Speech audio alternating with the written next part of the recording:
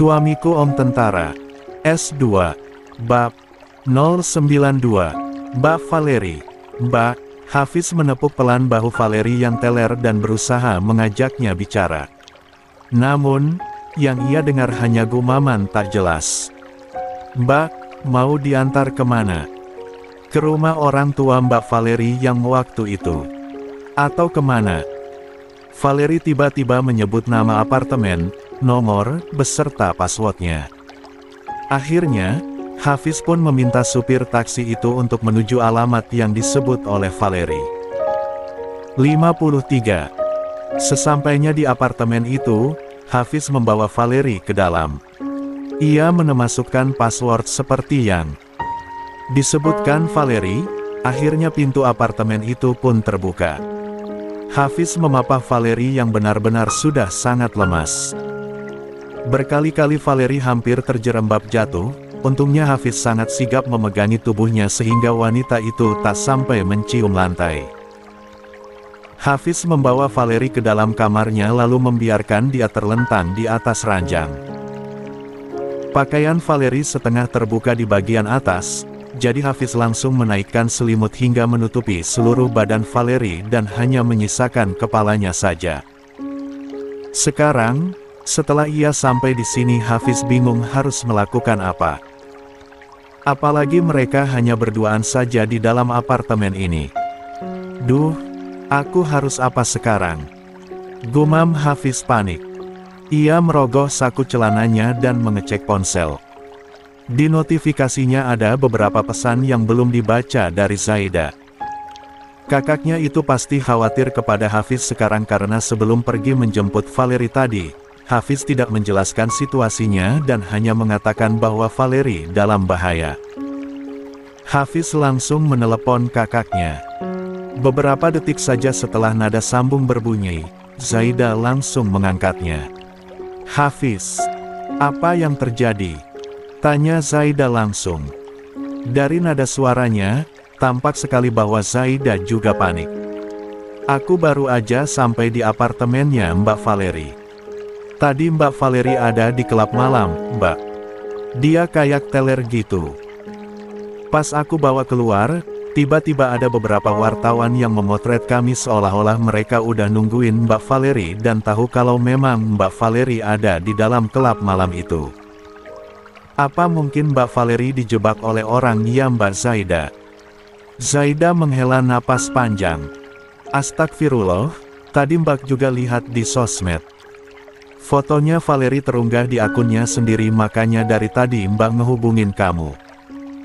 Hafiz kaget. Apa? Jadi fotonya sudah kesebar ya? Iya, Hafiz. Itu terunggah di akunnya Valeri sendiri. Kayaknya ada yang mainin HP-nya Valeri deh. Hafiz mengusap wajahnya. Aduh, parah kalau sudah sampai begini. Terus gimana sekarang keadaan Valeri, Fiz? Apa dia baik-baik aja? Hafiz melirik Valeri yang masih terbaring teler di atas ranjang. Buruk. Mbak Valeri kayak teler gitulah. Aku nggak tahu juga Mbak Valeri abis mengkonsumsi apa sampai kayak gitu. Mbak Valeri kayak nggak sadar dan linglung gitu. Perlu bantuan Mbak atau enggak, Fiz? Tanya Zaida. Mbak khawatir kalau gini termasuk sama kamu. Hafiz memijat sekat hidungnya. Ingin sekali ia menjawab kepada Zaida bahwa ia sangat membutuhkan bantuan. Namun, ia harus menahan itu semua. Ia tidak mau kalau Zaida ikut terseret dalam masalah ini. Kalau Zaida ikut bermasalah, otomatis nama Firza sebagai tentara juga pasti akan ikut kena. Hafiz tidak mau membuat keluarganya terkena masalah. Hafiz, kok diem aja? Tanya Zaida. Hafiz menelan ludahnya sendiri kemudian menjawab, Hafiz coba urus sendiri dulu ya Mbak. Hafiz takut Mbak Zaida kena masalah juga. Tadinya aku mau bawa Mbak Valeri ke batalion, tapi aku khawatir ada wartawan yang ngikutin, makanya aku nggak mau melibatkan Mbak Zaida. Doakan saja semoga masalah Mbak Valeri segera beres. 54. Tapi Fiz, Nggak apa-apa Mbak. Nanti Hafiz langsung pulang begitu Mbak Valeri udah benar-benar sadar. Zaida mengembuskan napas berat. Akhirnya, ia hanya bisa pasrah mengikuti keputusan Hafiz. Ya sudah kalau memang kamu maunya gitu. Hati-hati ya, Fiz. Iya, Mbak. Hafiz tutup dulu teleponnya. Assalamualaikum. Iya, waalaikumsalam. Hampir selama 2 jam Hafiz terus menunggui Valeri di apartemennya. Ia gelisah karena Valeri tak kunjung sadar sepenuhnya. Hafiz bahkan sempat mengambil air hangat di dapur apartemen Valeri untuk mengompres dahi wanita itu karena ia sendiri memang tidak tahu harus melakukan apa. Setelah 2 jam penuh keresahan itu, Valeri akhirnya benar-benar sadar. Valeri membuka kelopak matanya dan menatap ke sekeliling. Ia sadar bahwa saat ini posisinya ada di kamar apartemennya sendiri. Valeri langsung duduk dan berteriak. Maria, Maria, di mana Maria? Valeri langsung panik karena ia teringat bahwa terakhir kali bersama Maria dan entah apa yang terjadi kepada manajernya itu. Hafiz yang sejak tadi menunggui Valeri di luar kamar setelah mengompresnya langsung masuk ke dalam. Mbak Valeri, Mbak udah sadar. Hafiz, kenapa kamu di sini? Tanya Valeri. Mbak Valeri nggak ingat. Valeri meremas kepalanya sendiri. Ia ingat terbangun di sebuah kamar mewah di klub malam Red Hand. Lalu setelah itu ingatannya agak kabur. Valeri memejamkan matanya, berusaha untuk mengingat-ingat lagi apa yang terjadi. Sampai kemudian, bayangan wajah Hafiz yang panik dan menolongnya muncul di benak Valeri.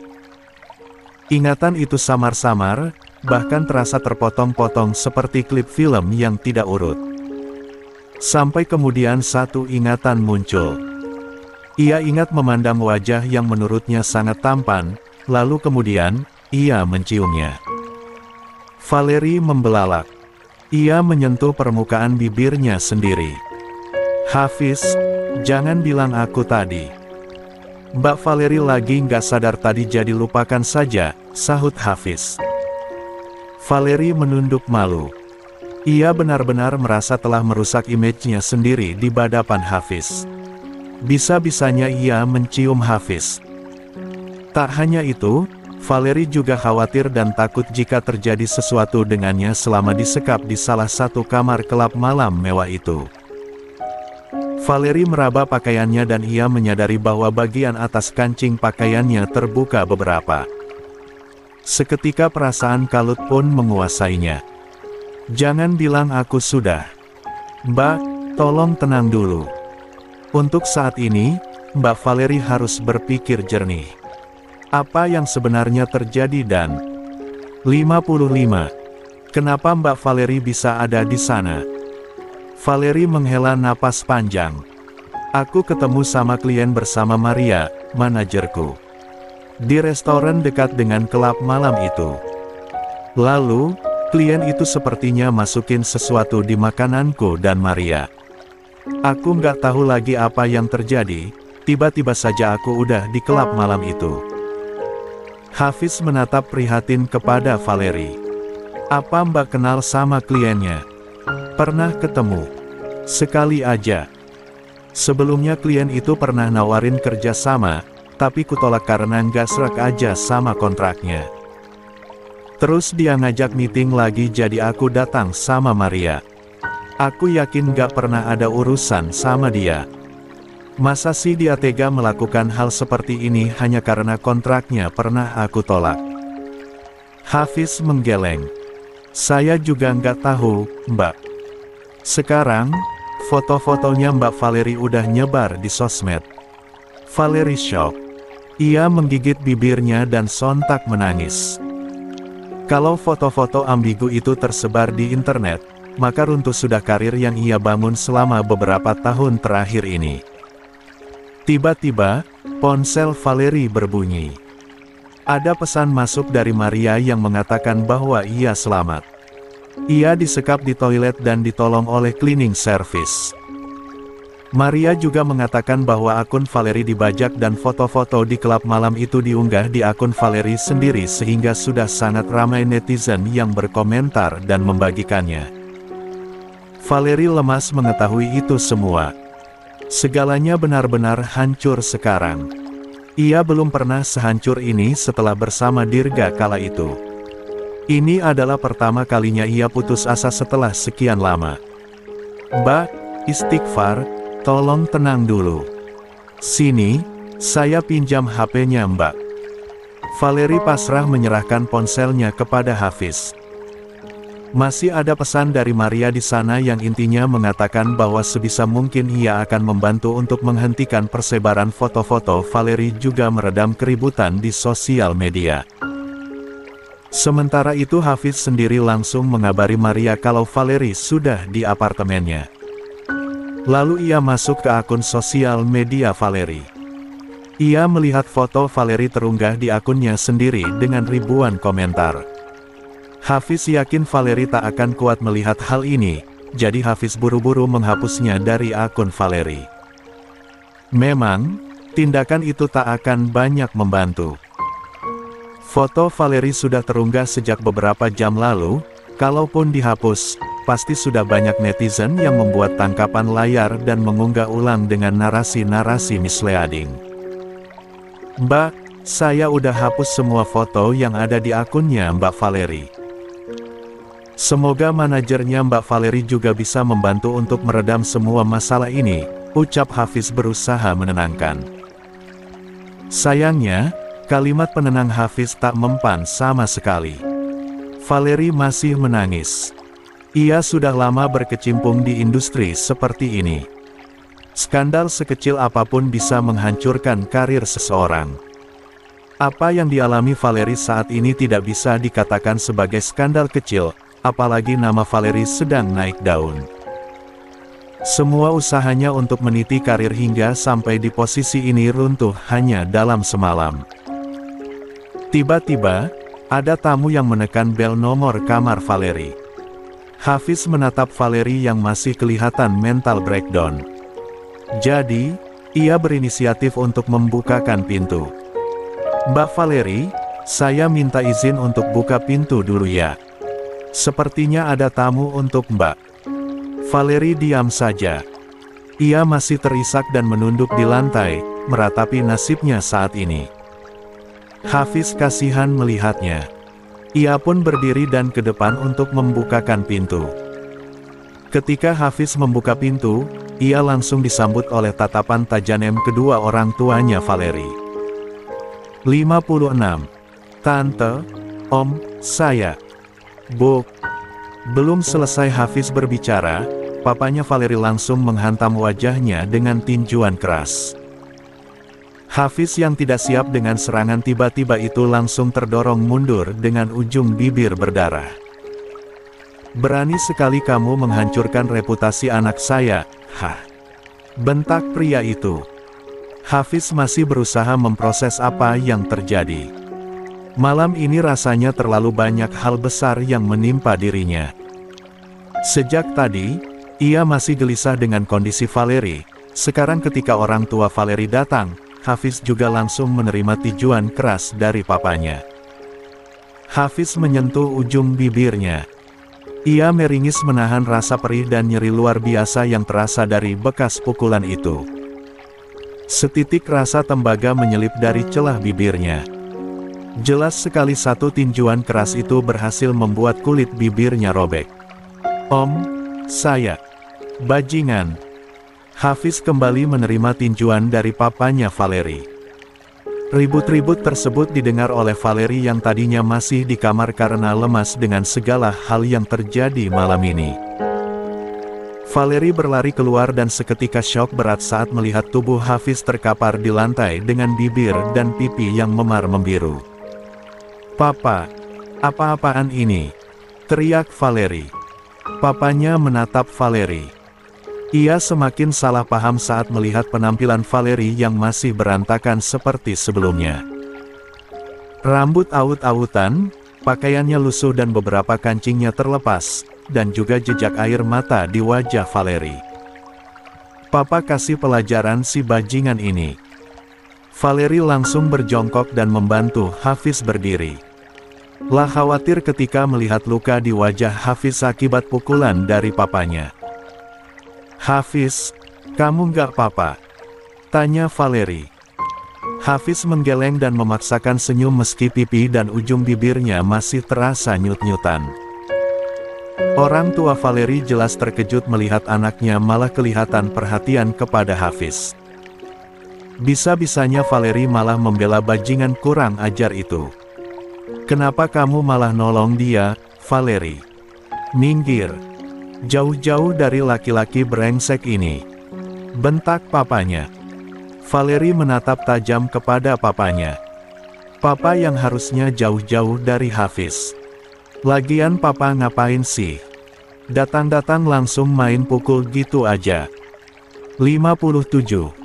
Papa mau kasih pelajaran buat dia. Gara-gara dia reputasi kamu jadi hancur, Valeri. Hafiz nggak salah, Pak. Bela Valeri. Ngapain kamu malah bela laki-laki miskin ini? Hah? Sadar, Valeri. Dia itu hanya mengincar popularitas kamu. Laki-laki parasit seperti dia ini pantas untuk dikasih paham. Tegas papanya. Valeri menggeleng. Papa yang salah. Hafiz enggak salah.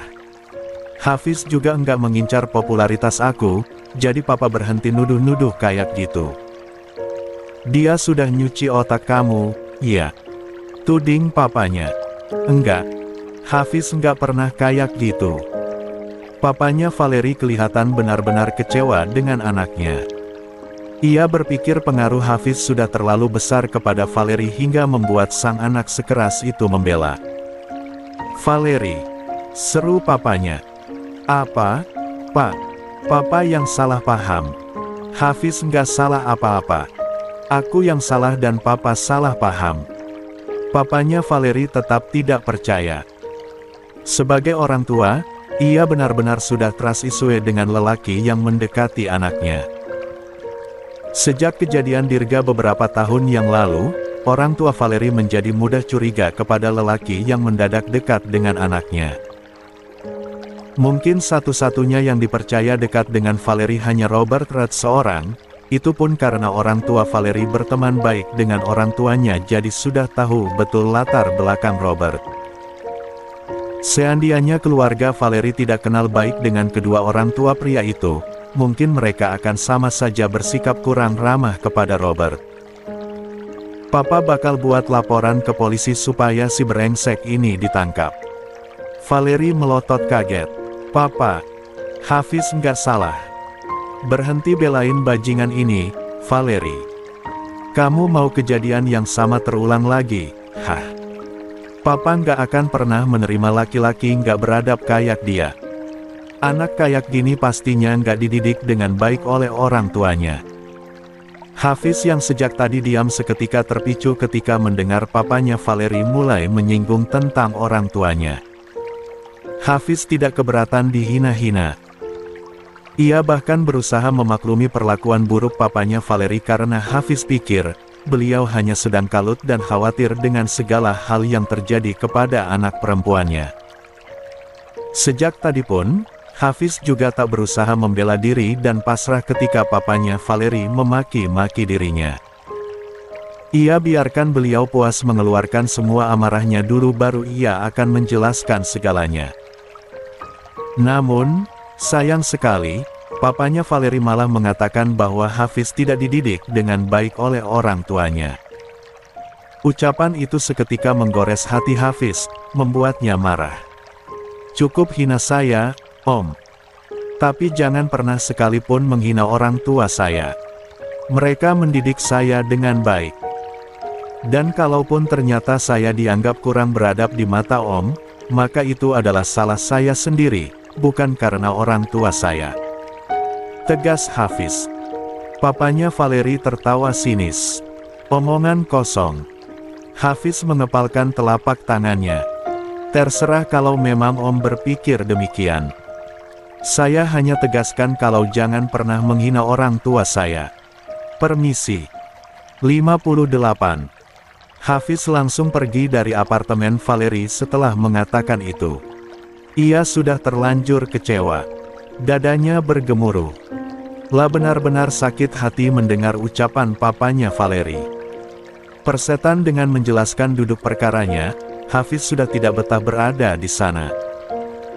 Lebih baik ia pulang daripada terus-terusan mendengar papanya Valerie menghina Abah dan Umi. Setelah Hafiz pergi, perasaan Valerie hancur lebur. Ia menangis lagi dan menatap papanya dengan begitu tajam. Puas papa sekarang, hah. Papa asal nuduh Hafiz bahkan menghina orang tuanya kayak gitu. Papa pikir itu tindakan benar. Papanya Valerie justru semakin kesal. Kenapa kamu dari tadi terus-terusan belain laki-laki miskin itu sih? Valerie, sadar. Karir kamu sudah di ujung tanduk. Apa yang kamu perjuangkan selama beberapa tahun terakhir runtuh dalam semalam hanya karena laki-laki brengsek itu. Papa yang harusnya sadar. Papa nggak mau dengerin Valerie dari tadi. Papa percaya sama apa yang papa pikirin sendiri. Sudah aku bilang, papa salah paham. Hafiz nggak salah, Pak. Justru Hafiz yang udah nyelamatin aku. Papa sebagai orang tuaku harusnya berterima kasih, tapi apa? Papa malah menghina-hina Hafiz dan orang tuanya. Papanya Valerie hendak menjawab lagi amarah Valerie, tetapi tiba-tiba ada tamu yang datang. Perdebatan mereka terjeda sesaat. Bu Hapsari yang sejak tadi diam sambil menangis karena tidak tahu harus melakukan apa di antara pertengkaran suami dan anaknya langsung bergegas membukakan pintu. Maria terengah-engah. Tante Sari. Maria kamu. Dari dalam apartemen, Valerie yang kesal bukan main dengan papanya hendak keluar dari apartemen. Tentu saja Valerie langsung dikejar oleh papanya.